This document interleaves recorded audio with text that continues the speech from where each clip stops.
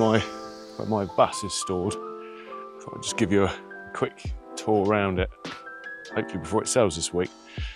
Wasn't expecting to get as much interest as we have had, but it's a bit of a unicorn and there's not many of them about anymore. So yeah, it's kind of bittersweet really.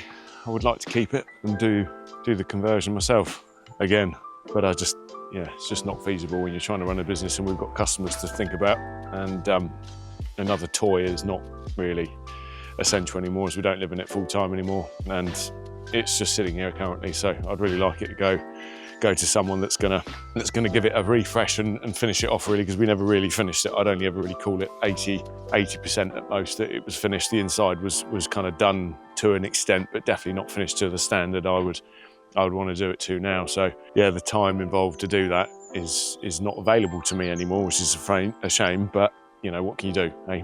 You know, business comes first, family comes first. I've got lots of cars to worry about as well, which need to be done because they're expensive and need to be finished. So whether they all stay or go or whatever, but at the moment they all can stay, but the bus has got to go. So in the background you can see, I'll flip you around.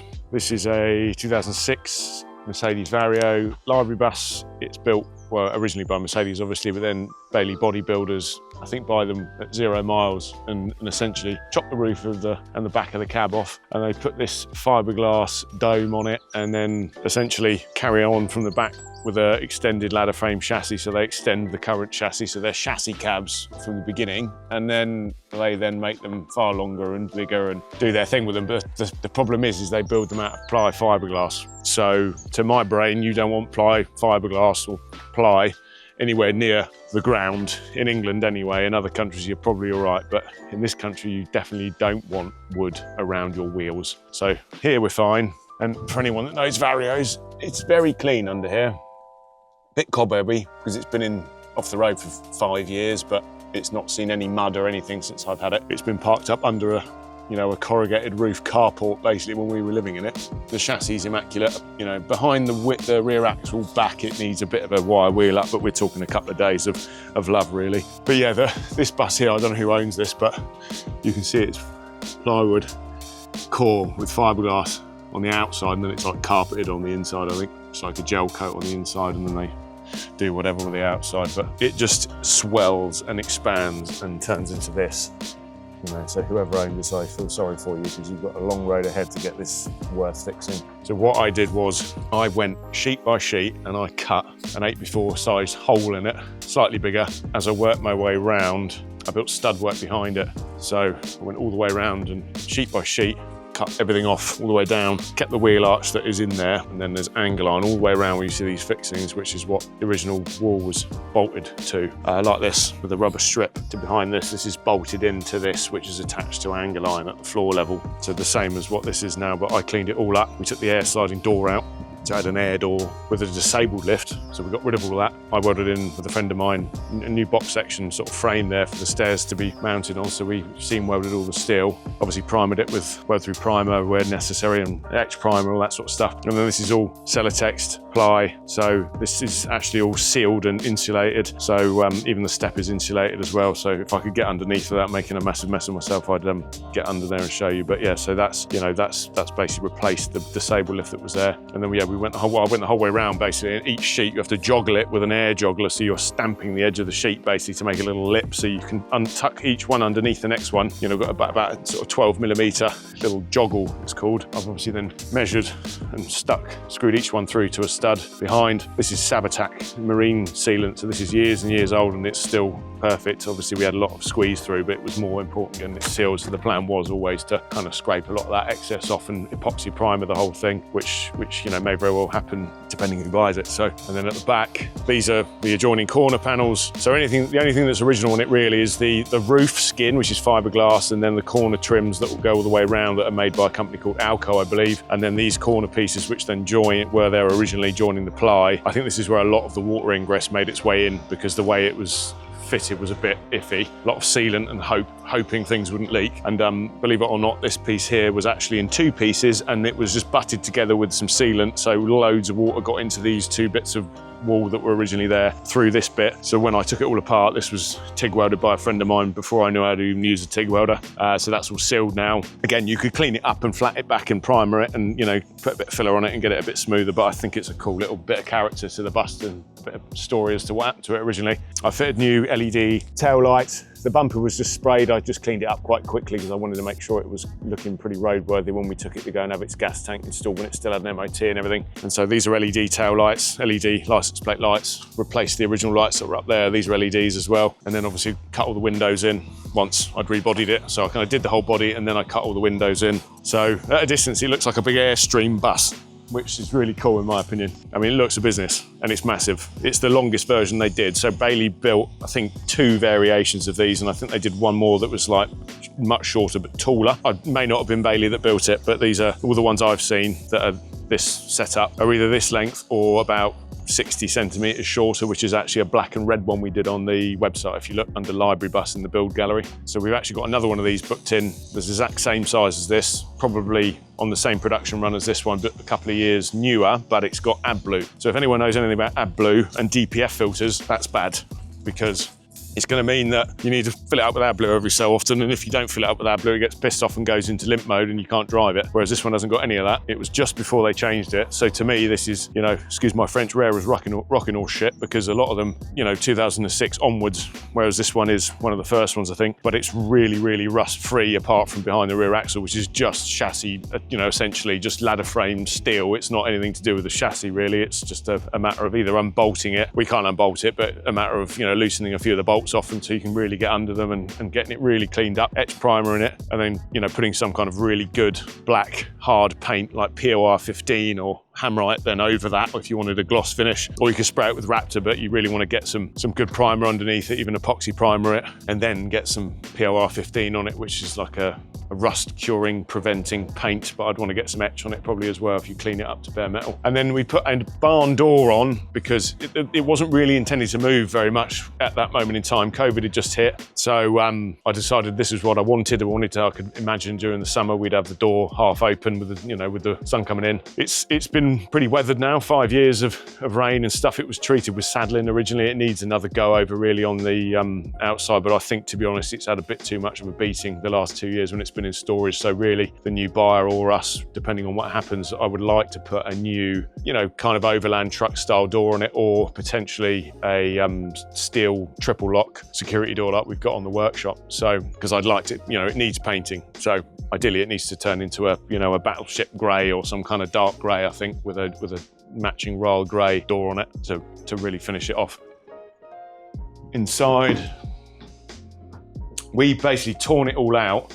So this was, and I've got some pictures of it, I'll try and dig one out and overlay it on the video now. This was where we lived for 3 years with me and my other half and one of our dogs that's sadly not with us now, big cane corso called Bear. If any of you have ever seen the video of me that was filmed about 7 years ago of my first van, that's the dog that I had, and we sadly lost him about 18 months ago. You know, he was part of the reason why I was gunning to do this, because I wanted him to have more space but still have something we could potentially move if we needed to, given the way the world was at the time. So our bed used to be up here, but it was coming out much further over this area, which was his dog bed. And then we had a little toilet cubicle there with some hanging rails in it for clothes. And then, believe it or not, this whole area that you can see is sort of segregated off. I had a full bathtub in here with a, you know, an Android tablet at the foot of the bath, and I think I've had probably 2,000 odd at least baths. Every single day I had a bath. We were connected up to the mains and waste, so, you know, it wasn't technically an off-grid bus, but we did set the roof up to have solar panels and all that, but it was plugged in most of its life on a typical lead acid battery because we were on a budget, and it was what I had available from another customer vehicle. So yeah, so it's basically been stripped out back to insulation so that someone's got a far easier time of it than me. The floor's done, the walls are 90% done, the ceiling needs, and I think I would like to do the ceiling differently. So anyone that buys it, obviously I'm going to give them advice how I would approach that and what needs doing. If someone buys it that wants us to convert it for them, that would be something that we're priced to do. I've kind of stripped it back to the easiest point that someone that is an amateur can potentially finish it for not a huge amount of money if they want to do it on a budget, or they can go the full hog and paint it and really make it amazing in here, or even get another company to do it. As much as I'd be heartbroken if someone did that, I want to be the one that does it really if they're not doing it as a self-build. So yeah, it's a big space. I can't remember the exact measurements in here. It's very big though. We had a 400-litre water tank under the floor here, which did overflow once, which is why there was a little bit of a dark tinge to where there was obviously a little bit of surface mold there, which we've cleaned up. But the plan is and would be, if we were to keep it or sell it to someone that wants us to do it, would be to probably go over the whole floor with a couple of DA sanders, really clean it all up and get it looking fresh, get rid of any, you know, pencil lines and get it super fresh, get all the full tape from the underlay under the flooring up, and probably roller paint the whole thing with something like a Zinza mold blocker remover protector paint just over the whole floor, because you're almost future-proofing it even more then, even though it is held up really well and all of this is hardwood ply. So underneath this is all Celotex, the same as the walls. Ecotherm, I think is what I had at the time, given it was COVID, I got what I could get. Yeah, so it was 25 mil under the floor, and then the original floor is a buffalo board, so it's a resin-based board. So on the underside of it, it's the same thing you'd have on a tipper truck, so that you can load stuff in and it doesn't just get waterlogged. So it's got like a resin layer on it. And then I went over the top of it, obviously battened it out, 25 mil Celotex, same as on the steps. And there's another 18 mil hardwood ply over the top. Might not even be 18, I think it's less. Yeah, no, it's 12. So I went 12, try and keep a bit of the weight down. This is a library bus, weighed 5.9 tons, fully fitted out with desks, you know, some computer related stuff, all of their kind of seating areas. It had loads and loads of metal shelving, disabled door, air sliding door. The body was probably overall heavier because it was 18 mil ply fiberglass. So now it's, you know, stud work and aluminium, which is a lot lighter. So I reckon it's probably well below 5.9 now. And I think once converted, you'd be looking at, even if you went really mega with it, with big water tanks and loads of extra stuff, you'd still be well under 6.5, I think, done. And then you've got 1,000 kilos of payload, given it's a 7.5 ton 814. So it's just like overflowing with potential to be amazing. Yeah, so it could be absolutely show-stopping. It just needs the right owner, and sadly I don't think that's us, because we just simply haven't got the time. I can't really justify spending all this time on it again, so it's going to end up being someone else that gets to finish it. So it's a bit of a shame, but it is what it is, you know. Can't have everything, sadly, and I've got stupid cars and other things to do, and the business is, you know, growing, and, you know, this is going to hopefully enable us like it did before. It owes me nothing really. It's enabled me to progress the business and get where I am now. So, you know, I'm very sentimentally attached to it, and I want to make sure it goes to the right person, and it's not necessarily a financial thing completely. Obviously, we don't want to give it away, but I'd like to know that it's going to live on and you know, have a new life with someone that's going to take it places, not just park it up like we did. So it's super low mileage. It's 58,000 miles. It's been council maintained, so mechanically it should be very good. It's probably going to need brakes and tyres and all the typical stuff for something that's been off the road for this amount of time, but it's not been parked in a field under a tree for that amount of time. It's been parked on hard standing underneath a corrugated roof. So it's been pretty protected from the elements, and it hasn't been driving in mud year on year. So in a way, that's a good thing. So apart from the things that are going to perish over time from it sitting static, you're probably, you know, you're probably going to get away fairly scot-free once it has an MOT. You know, it's going to need various things, and obviously it looks a bit wacky on the outside. So me personally, I would want to paint the outside and get a new door on it before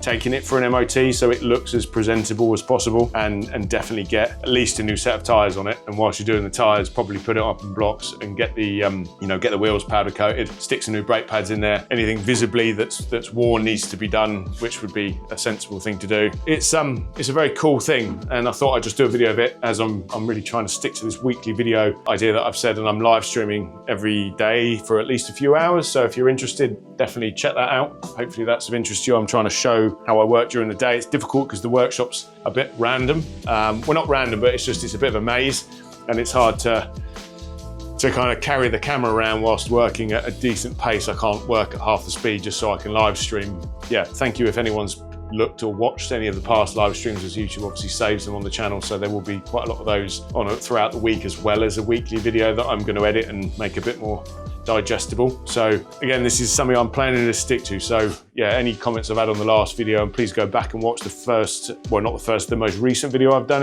under the new name, under VHRK. you know, a real passion of mine now to make this a regular thing and show you what I can do as a person and what I can do with the people I work with and what we can create, and, you know, the things I learn, and, you know, also the stuff that we cock up and learn to do better afterwards. So it'll be a bit of a growth thing, and hopefully a lot of people out there that like seeing stuff being put together and made and creativity will appreciate it and like watching it. So yeah, I'm gonna wrap it up now, as yeah, I've got some work to do. So yeah, thank you for watching this video. I'll do another video next week and get it up on Tuesday again. So that may very well just be me driving the car. I'm gonna try and rig it up with some cameras and have a go at that, and get a mic in the engine bay so you can hear some of the induction noise from the Honda. So it might just be me not really talking, but, you know, driving through the countryside for 10-15 minutes with some cool noises and exhaust and, you know, some VTEC. So if that's your thing, have a watch. If it's not, then probably wait another week and I'll have a video of some of the work we've been doing and try and collate some of the interesting bits, or maybe it'll be some 3D printing or some laser cutting, who knows. We'll see. So I'll catch you in the next one. Thanks for watching, and I'll see you on Tuesday next week.